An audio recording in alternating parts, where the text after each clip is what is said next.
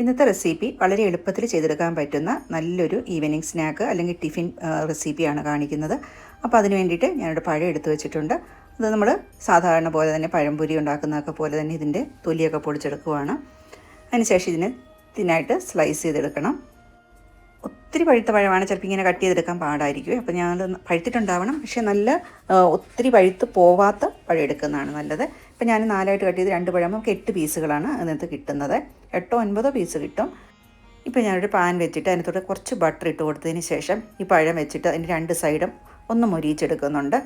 അപ്പോൾ നല്ലൊരു ടേസ്റ്റ് ആയിരിക്കും കേട്ടോ അങ്ങനെ ഒന്ന് മൊരിയിച്ചെടുക്കുമ്പോഴത്തേക്കും. അപ്പോൾ 2 സൈഡും മൊരിയിച്ചെടുത്ത് ഈ പീസുകളെല്ലാം എടുത്തതിന് ശേഷം നമുക്ക് വേണം ഇനി അടുത്ത ഇതിൻ്റെ തയ്യാറാക്കാനായിട്ട്.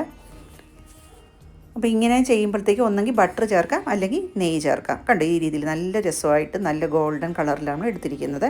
ഇനി ഒരു മുട്ട എടുത്ത് ഒരു മിക്സിയുടെ ജാറിലോട്ട് കൊടുക്കുന്നുണ്ട്. അതുപോലെ അതിൻ്റെ കൂടെ ഒരു ടേബിൾ സ്പൂൺ പഞ്ചസാര, മധുരം ബാലൻസ് ചെയ്യാനായിട്ട് ലിറ്റിൽ ഉപ്പ് ഇട്ടിട്ടുണ്ട്. അതുപോലെ തന്നെ കുറച്ച് വനില എസൻസും കൂടി ഒഴിച്ചതിന് ശേഷം 1 കപ്പ് മൈദയാണ് ചേർത്ത് കൊടുക്കുന്നത്.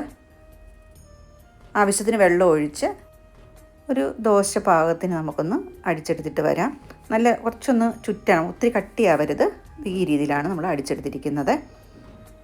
വളരെ എളുപ്പത്തിൽ തയ്യാറാക്കാൻ പറ്റുന്നൊരു റെസിപ്പിയാണ് കേട്ടോ, നല്ല ടേസ്റ്റുമാണ്.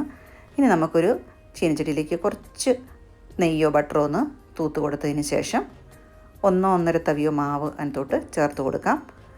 നമ്മൾ ഒഴിക്കുന്ന ചീനച്ചട്ടിയുടെ അളവിനനുസരിച്ച് നല്ല തിന്നായിട്ടൊരു ലെയർ പോലെയാണ് നമുക്ക് ഈ മാവ് കിട്ടേണ്ടത്. കണ്ടോ, ഈ രീതിയിൽ ഒന്ന് ആക്കിയെടുക്കുന്നുണ്ട്. ഒരു 2 മിനിറ്റ് അന്നേരം കഴിയുമ്പോഴത്തേക്കും അത് റെഡിയാകും. അപ്പോൾ തിരിച്ചിട്ട് കൊടുക്കണം.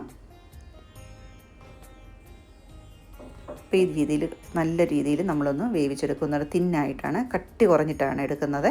അങ്ങനെ വേണം എടുക്കാനായിട്ട്. അങ്ങനെ എടുത്തതിന് ശേഷം ഇതിപ്പോൾ 3 അങ്ങനത്തെ കിട്ടും കേട്ടോ. ഇനി നമ്മൾ നേരത്തെ തയ്യാറാക്കി വെച്ചിട്ട് പഴം ഉണ്ടല്ലോ, അതിൻ്റെ മുകളിലോട്ട് ഇങ്ങനെ വെച്ച് കൊടുക്കുക. പിന്നെ കുറച്ച് ചിരകിയ തേങ്ങയും കൂടി എടുത്ത് വെക്കുന്നുണ്ട്. മധുരത്തിനായിട്ട് ഞാൻ ഇതിനകത്തോട്ട് ചേർത്ത് കൊടുക്കുന്നത് കുറച്ച് കണ്ടൻസ്ഡ് മിൽക്കാണ്. അപ്പോൾ അത് ഇല്ലയെന്നുണ്ടെങ്കിൽ പഞ്ചസാര തന്നെ ചേർത്ത് കൊടുക്കാം കേട്ടോ. നമ്മുടെ കുട്ടികൾക്ക് മധുരം നമുക്ക് കഴിക്കാൻ ആ ഒരു മധുരത്തിൻ്റെ ഒരു പാകം ഉണ്ടല്ലോ, അതിനനുസരിച്ച് വേണം ചേർത്ത് കൊടുക്കാം. ഞാനിപ്പോൾ ഇച്ചിരി ഇത് കഴിച്ചതിന് ശേഷം ഇപ്പോൾ നമ്മുടെ സെറ്റായി. ഇനിയിപ്പോൾ കഴിഞ്ഞു, ഇത്ര റോൾ. ഇനി തന്നെ നല്ല രീതിയിലൊന്ന് റോൾ ചെയ്ത് എടുത്തു കഴിഞ്ഞാൽ നമ്മുടെ പലഹാരം റെഡി ആയിട്ടുണ്ട് കേട്ടോ. നല്ല എളുപ്പത്തിൽ ചെയ്തെടുക്കാൻ പറ്റിയൊരു സ്നാക്കാണ്. അതുപോലെ കഴിക്കാൻ കൊടുത്താൽ കുട്ടികൾക്ക് നല്ലതായിട്ട് ഇഷ്ടപ്പെടുകയും ചെയ്യും കേട്ടോ. അപ്പം ഇതുപോലെ ഉണ്ടാക്കി നോക്കണേ. ഈസിയാണല്ലോ ഉണ്ടാക്കാനായിട്ട്. നമുക്ക് കുഴയ്ക്കുകയോ പരത്തുകയോ ഒന്നും ആവശ്യമില്ല. മാവ് കലക്കുന്നു, ഒഴിക്കുന്നു, അതിനുശേഷം പഴമൊന്ന് ഇതുപോലെ ഒന്ന് വിളയിച്ചെടുക്കുന്നതാണ് നല്ലത്.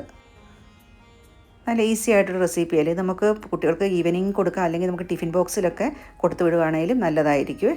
അപ്പം നല്ല എളുപ്പത്തിലുള്ള ഒരു പലഹാരം നിങ്ങൾക്ക് ഇഷ്ടപ്പെട്ടെന്ന് ഞാൻ വിചാരിക്കുന്നു. അപ്പം ഇതുപോലെ ട്രൈ ചെയ്യണേ. ട്രൈ ചെയ്തിട്ട് നിങ്ങളുടെ അഭിപ്രായങ്ങൾ പറയുക. ഈസി ആയിട്ടുള്ള റെസിപ്പിയാണ്. പെട്ടെന്ന് തന്നെ തയ്യാറാക്കി എടുക്കുകയും ചെയ്യാം. കാണാനും നല്ല ഭംഗിയുണ്ട് കണ്ടോ, ഇതുപോലെയാണ് ഇരിക്കുന്നത്. ഇത് നമുക്ക് 1-2 പീസായിട്ടൊന്ന് മുറിച്ച് വെക്കാം. ഈവനിങ്ങിൽ ചായയുടെ കൂടെ കഴിക്കാനാണ്, നമ്മൾ ഗസ്റ്റൊക്കെ വരുമ്പോൾ പോലും തയ്യാറാക്കി കൊടുക്കാൻ പറ്റിയ അടിപൊളിയായിട്ടുള്ളൊരു ഐറ്റമാണ്.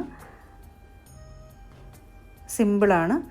പിന്നെ ഇതിനകത്ത് ഞാൻ മൈദയ്ക്ക് പകരം ഗോതമ്പ് പൊടി വേണമെങ്കിൽ നമുക്ക് ചേർക്കാം കേട്ടോ. പിന്നെ നമുക്ക് ഗോതമ്പ് പൊടി ചേർക്കുമ്പോഴത്തേക്കും 1-2 സ്പൂൺ മൈദയും കൂടി ചേർത്ത് മിക്സ് ചെയ്ത് ചെയ്യുവാണെങ്കിൽ അതാണ് നല്ലത്. അല്ലെങ്കിൽ എന്താ നമുക്ക് ഇങ്ങനെ തിരിച്ചു മറിച്ച് വിടാനായിട്ട് കുറച്ച് പ്രോബ്ലം ഉണ്ടാകും. ഇതുകൊണ്ടോ കട്ട് ചെയ്തപ്പോൾ കണ്ടോ പഴത്തിൻ്റെയും തേങ്ങയുടെയൊക്കെ ഒരു ലെയർ നമുക്ക് കറക്റ്റായിട്ട് കാണാനും പറ്റും. അപ്പോൾ ഈ വീഡിയോ ഇഷ്ടപ്പെട്ടു എന്ന് വിചാരിക്കുന്നു. Thank you for watching. Next video ആയിട്ട് വരുന്നവരെ എല്ലാവർക്കും ബൈ.